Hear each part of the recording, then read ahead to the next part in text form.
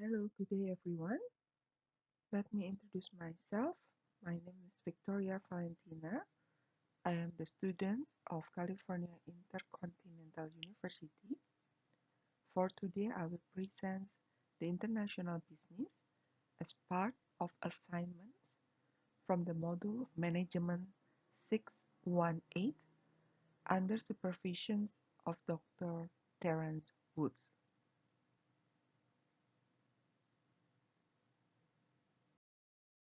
The contents of these presentations consist of the selected company, which is Frisian Campina, as the global company, and also the sister company in Indonesia called Frisian Flag Indonesia. I will also explain about the basic differences between domestic and international strategy and how managers manage the cost, benefits, risk, and of foreign market effectively. Also related the advantages and disadvantages of joint ventures compared to the other strategic alliances.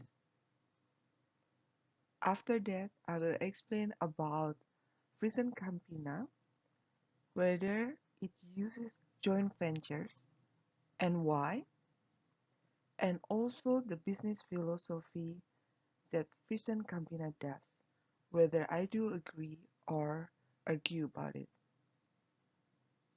So let's start the presentations by explaining the profile of Frisian Campina. So Frisian Campina is one of the top 5 dairy companies in the world and the world's largest dairy cooperative. I think you may know the competitors like Nestle and Danone, and also another dairy cooperative from New Zealand, it's called Fonterra. Frisian Campina main markets are Asia, Africa, Middle East, and Europe. In Asia itself, they provide a quite big market share in China, Hong Kong, Indonesia, and Philippines. The top product categories are milk and milk drinks, yogurt, infant follow-on and toddlers, cheese and ingredients. Frisian Campina has branch offices in 38 countries and exporting to more than 100 countries worldwide. And they have an employee around 23,877 people.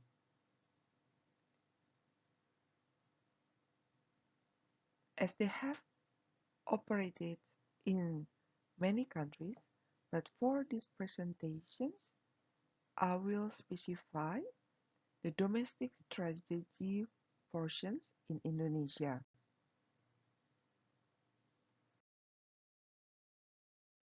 So what are the differences between domestic and international strategy? According to TradeStart, the domestic strategy basically focuses on one nation, and the territorial space is limited. Therefore, lower capital investment and has a minimal risk. It also serves a smaller customer base and more homogeneous market. Market research itself is needed, but not as a mandatory. And as it serves only one nation, so the stability of the financial depends on that one nation. And also the regulations is limited to the regulations that is applied in that country.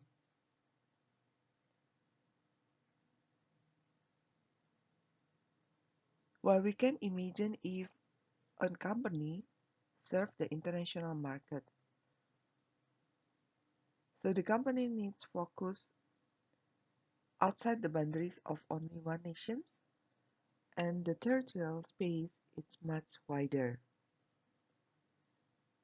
Therefore, the capital investment is higher and also the risk is much higher. The customer base that is served by the international strategy are much larger and it is more diversified markets. Indeed, that the market research is mandatory because different countries have a different needs because the consumers' backgrounds and preferences are different.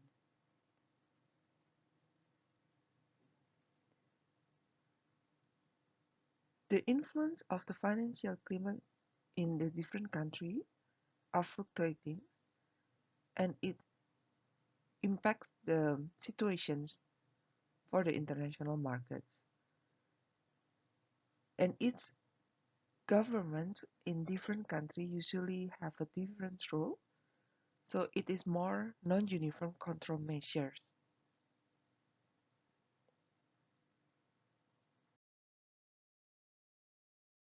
In this slide, I would like to explain about the different strategy from the domestic represented by Fusion Indonesia compared to the international strategy represented by the Fusion Campina Global.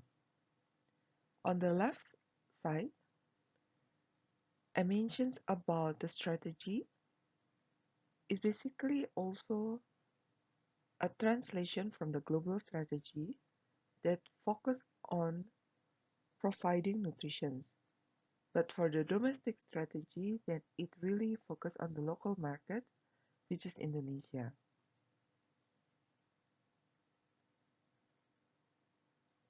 If you look into the revenue itself,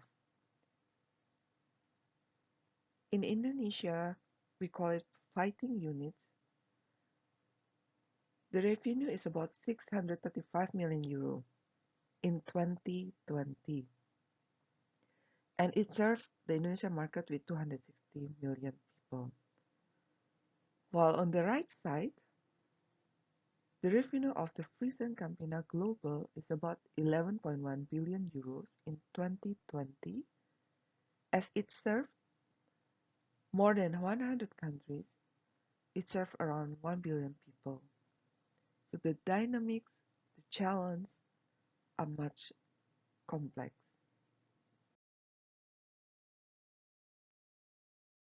The product selection in Indonesia itself is more limited than the Frisian Campina Global.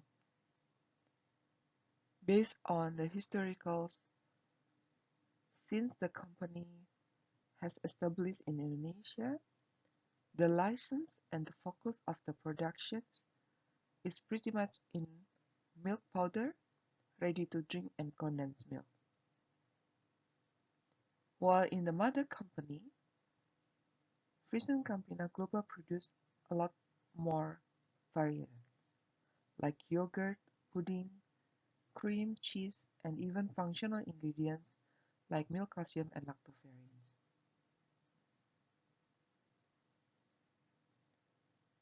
In Indonesia, local farmers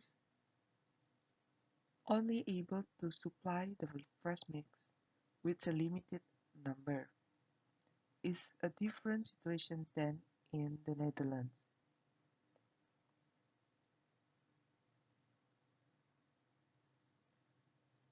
As the socio-economic status in Indonesia, Prison Flag Indonesia focus on the consumers with the A, B, and C class and needs to decide the right price point.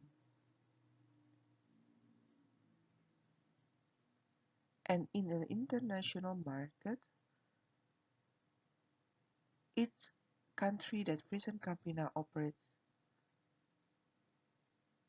have a different competitors and pricing pressure, it really depends on each country situations. In Indonesia, general trade is still profound. Therefore, the focus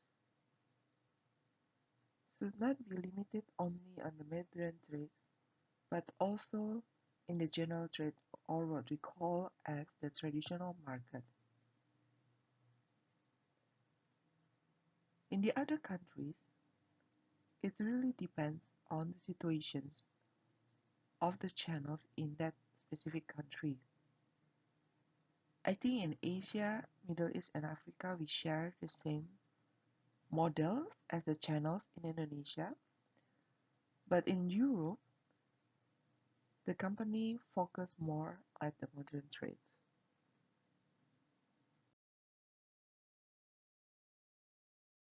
In this slide by Motohashi, he shared the managers to manage the cost, benefits, and also risk of a firm market effectively. There are 5 points that he highlighted. Basically, how to prepare a good business strategy plan. Because when we enter a different market, the regulations, the consumer preference, the channels, distributions, and operationals is different than the home country. So we need to ensure we have a proper and well plan of business strategy.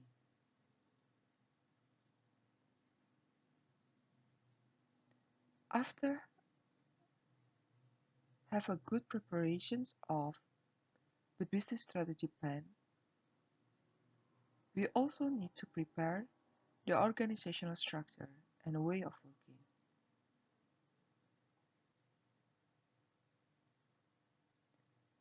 We should not underestimate the different cultures in different countries, as it also influences how the team works and how the setup of the organizational structures in terms of levels, either it is lean organizations or more hierarchical organization.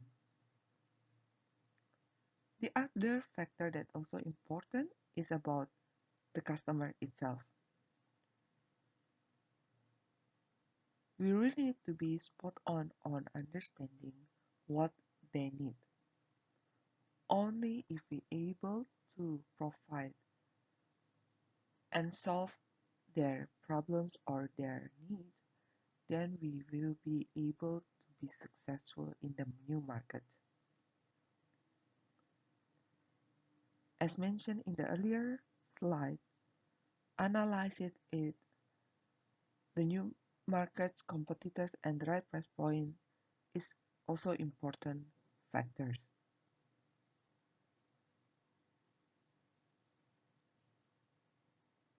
When we enter a new market, especially in the foreign countries, we need to be able to diversify the business risks and also understand the local political, economics, and culture risks, as it creates a complexity in winning the market.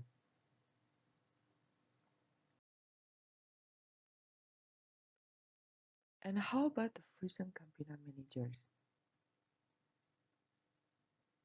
We believe in winning the market by providing an excellent dairy products and also lead it with sustainability. That's, I think, a key strategic point that we have learned so far, and we think that is a good weapon to win the market. Frisian Campina also have a designated team that oversees mergers and acquisitions. This team is specialized in business intelligence to analyze the market and give recommendations to management.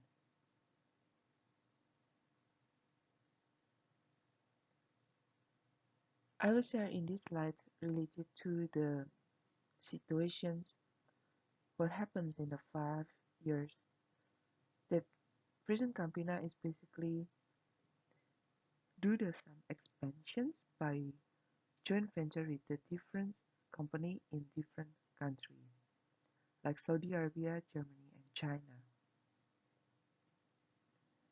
So once the cost benefit and risk were gauged effectively, this expansion produced positive business growth.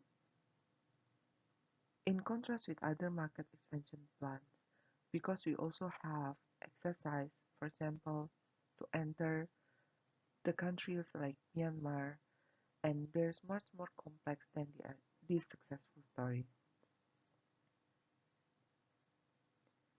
Frisian Campina will continue make ongoing effort to strengthen their business performance to support company growth through effective and well-thought expansion.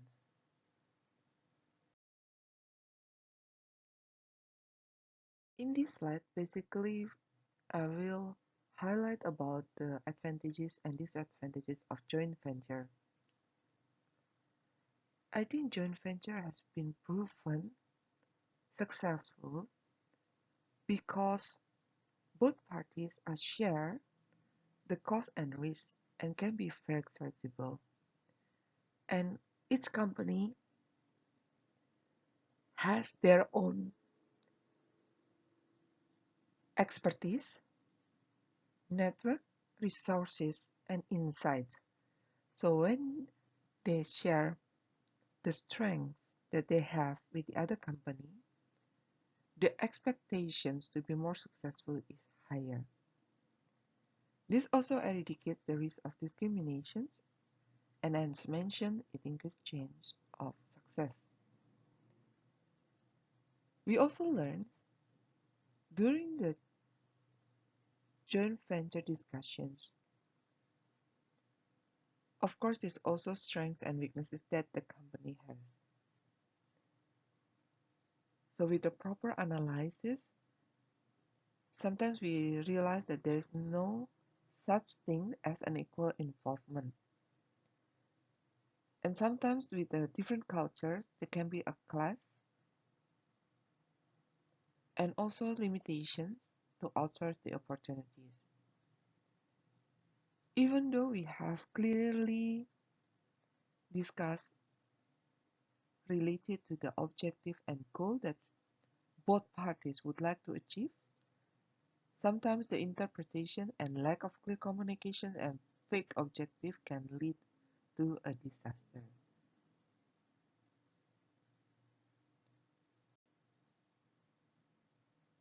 If we choose the wrong partners, then it will create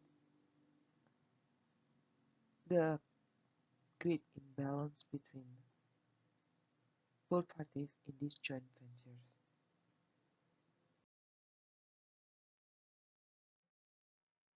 Earlier, I mentioned that Frizz and Campina do joint ventures, and these are some examples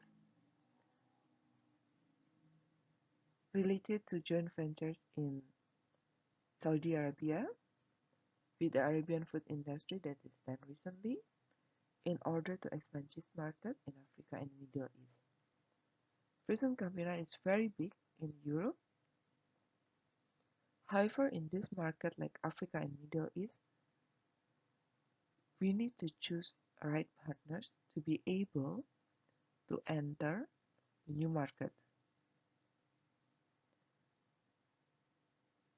The second example is joint ventures with also the producers of cheese in Germany in 2019. After realizing that they do have a different strength, the DMK Germany has more capabilities in producing the cut cheese or mozzarella.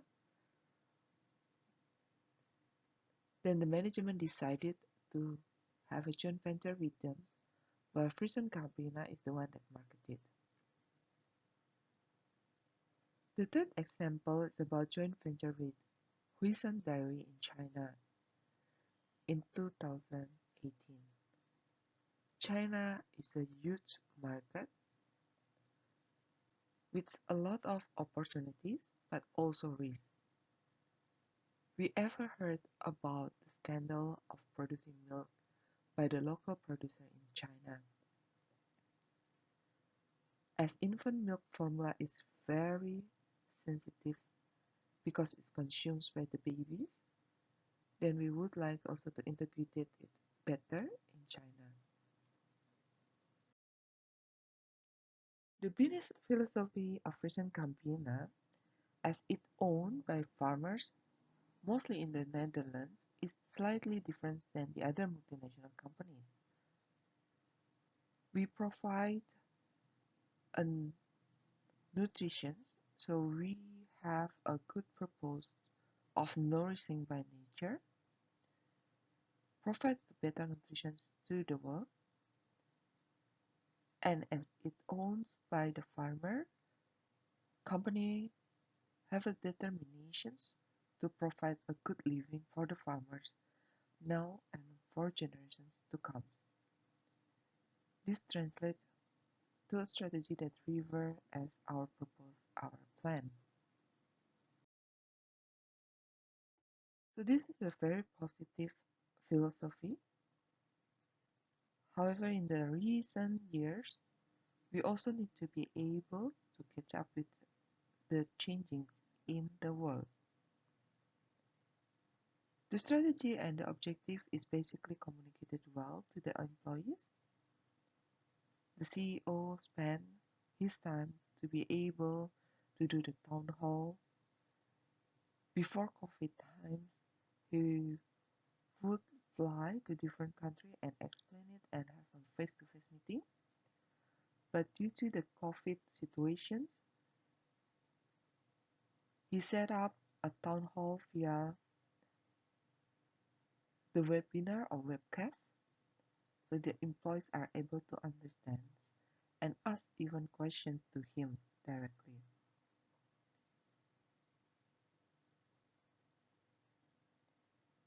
I think we learn in these situations that every company needs to be able to do an agile approach to adapt to the new environments in which it operates. According to Minaya, there are some examples of companies that responded well, like Verizon's, AT&T, Walmart, Target, and also T-Mobile US, Lowe's Company, and Starbucks. So there are many things that we still need to learn. So that's basically my presentation today. Thank you for your attention. And if you do have questions, please do let me know. And these are the references that I use. Thank you and have a good day.